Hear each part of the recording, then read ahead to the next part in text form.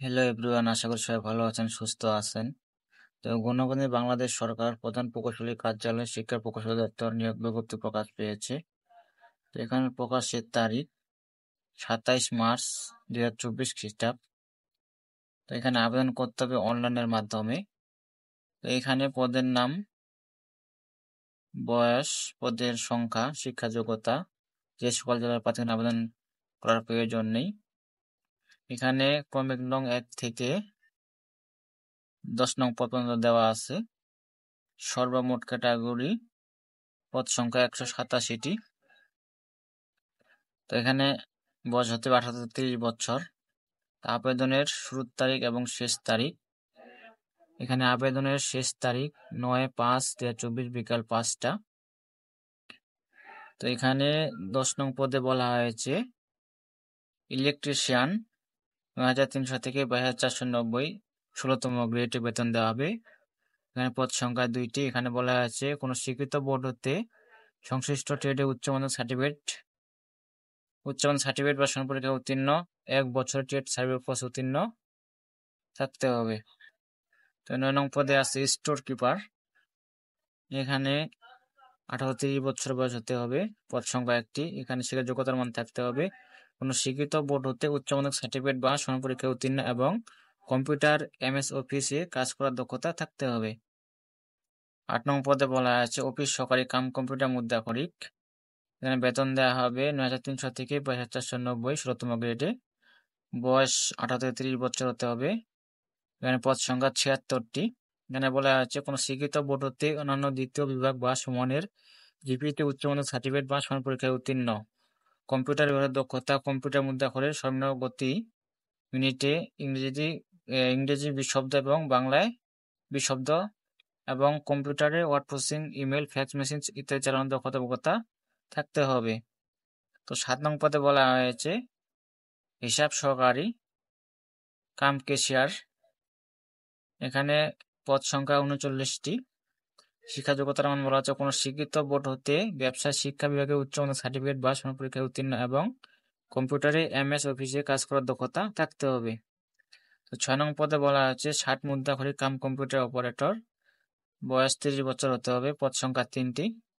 এখানে বলা আছে কোন স্বীকৃত বিশ্ববিদ্যালয় হতে অন্যান্য দ্বিতীয় শ্রেণী বা সমানের জিপিএতে স্নাতক বা সমানের ডিগ্রি, কম্পিউটার ব্যবহারের দক্ষতা, 60 লিপি পরীক্ষা, ইংরেজিতে সর্বনিম্ন গতি প্রতি মিনিটে 70 শব্দ এবং বাংলায় 45 শব্দ, computer word processing, email, fax machine চালানোর অভিজ্ঞতা থাকতে হবে।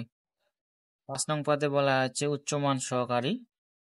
এখানে 14তম গ্রেডে বেতন দেওয়া হবে 10,200 থেকে 24,680, পদ সংখ্যা 9টি।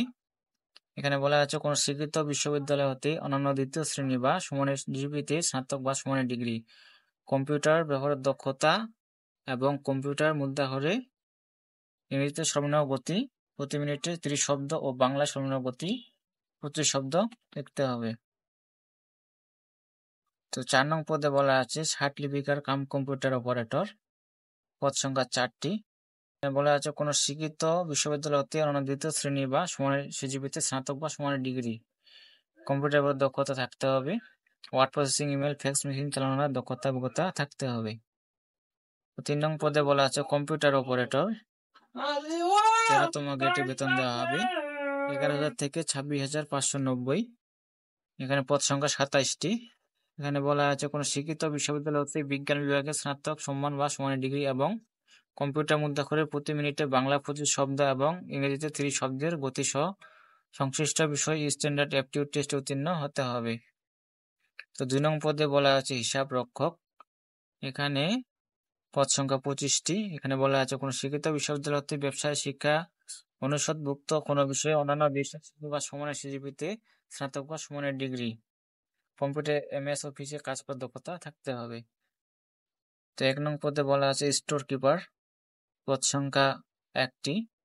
এখানে বলা আছে কোন স্বীকৃত বিশ্ববিদ্যালয় হতে ব্যবসা শিক্ষা অনুষদভুক্ত কোন বিষয়ে অন্যান্য দ্বিতীয় শ্রেণী বা সমানের সিজিপিতে স্নাতক বা সমানের ডিগ্রি, তবে সত্য থাকে যে শিক্ষা জীবনে একাধিক তৃতীয় বিভাগ বা শ্রেণী অথবা সমানের সিজিপি গ্রহণযোগ্য হবে না। কম্পিউটার MS অফিস কাজ করার দক্ষতা থাকতে হবে। তো এখানে বলা আছে যে সকল জেলার প্রার্থীদের আবেদন করার প্রয়োজন নেই, ফেনী, পঞ্চগড়, ঝালকাঠি জেলা, এসব জেলা বাদ দিয়ে বাকি জেলা আবেদন করতে পারবেন।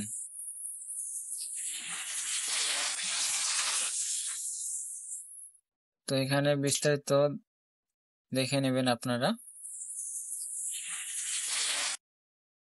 তো আবারও বলতেছি যে অনলাইনে আবেদন করতে হবে। আবেদনের শুরুর তারিখ ও সময় 18/4/2024 সকাল 10টা।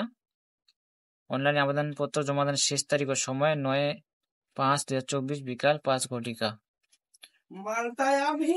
তো এখানে বিস্তারিত দেখে নেবেন। এখানে দেওয়া আছে আবেদন ফি বাবদ কত টাকা চার্জ কাটবে।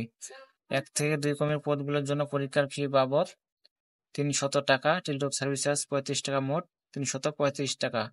3 থেকে 10 ক্রমিকের পদগুলোর জন্য পরীক্ষার ফি বাবদ 200 টাকা, টেলিটকের সার্ভিস চার্জ 23 টাকা, মোট 223 টাকা। 72 ঘন্টার মধ্যে জমা দিতে হবে। তো এই ছিল আজকের বিষয়। সবাই ভালো থাকবেন, সুস্থ থাকবেন। ধন্যবাদ সকলকে।